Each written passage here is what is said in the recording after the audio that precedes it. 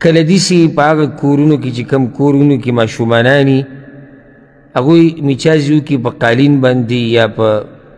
طلایي باندې یا په بل څه ځي او هغه بیا وچې شي هغه میچازي. نو که چېرته موږ په دغه ځي باندې کینو وروسته دې نه چې هغه وچ شوی نو دې سره زموږ دا کپړې هم پلیتېږي او که نه؟ او دا اهم سوال دی. اولنۍ خبر هغه د جواب نه مخکې هغه د یاد ساتل پکار دي چې کوشش دا پکار دی هر پلار له او مور له چې خپل بچي هغه د وړوکوالي نه د طهارت سره عادت کړي. لکه د بعضو دا ماشومانان چې کوم ځای کې ودرېدو او څه یې وکړو یعنې او مور پلار وایي ماشوم دی. ماشوم ته خلک وایي چې دا کار غلط دی او دا کار صحیح دی. او کله چې د رسول صلی الله علیه وسلم نوسي کجوره راواغسته وړوکی ماشوم حسن رضی الله عنه او هغه یې خوړه هغه ورله د لاس داسې ویل کخ کخ گزارې که. زموږ دپاره صدقه نه ده جایز د اهل بیتو دپاره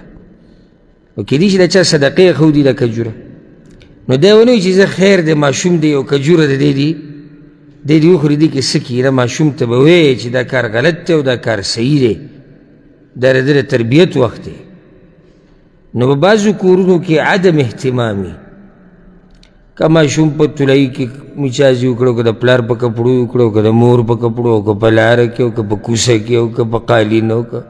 او یا وجه وړوکی دی موږ منو وړوکی دی د ده نه به غلطي کېږي خو موږ به پوهه کوو دی چې دا کار څه دی غلط دی دی بیا ورو پوه وشي. نو بیا دغه قسمه کورونو ته سړی حیران شي چې دوی دا مونځ او دس او دا کپړې او دا مسلمان خو هر وخت څه نه څه عباداتو سره تعلق ساتي او د کور دا حال شي نو دې کې اهتمام پکار دی. او زموږ دین د طهارت دین د اسلام او څومره اسلام چې طهارت موږ ته ښوولی دی دومره یو بل مذهب کې د پاکوالي خبره نه ده راغلې. بیا راځو دې مسلې له چې میچازې وچې شي نو ګوره هر هغه پلیتوالی صرف میچازې نه هر هغه پلیتوالی چې هغه وچ شي که نه نو دا بیا بل انسان ته نه نقل کېږي ځکه چې دا وچ شي نو نه دې سره بدن پلیتېږي نه دې سره کپړه پلیتېږي. نو که اوس یو سړی په داسې ځای باندې کښېني چې هلته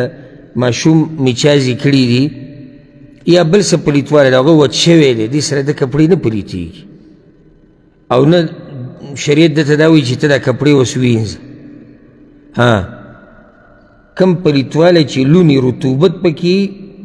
دا بل ته نقل کېږي دا کپړو ته هم نقل کېږي دا بدن ته هم نقل کېدی شي. نو بیا ورته موږ وایو چې دا کپړې به هم وینځي دا بدن به هم صفا کړي خو چې وچه شي نو دا بیا بل ته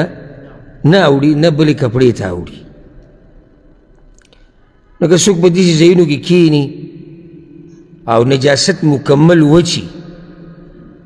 نو د دې سره کپړې نه پلیتېږي نه سره بدن پلیتېږي او دا اهمه مسله ده ځکه چې دا مسله بعض مسلې داسې دي چې هغه هر چا ته راپېښېږي او دا مسله هر چا ته راپېښېدی شي که نه هر چا ته راپېښېدی شي.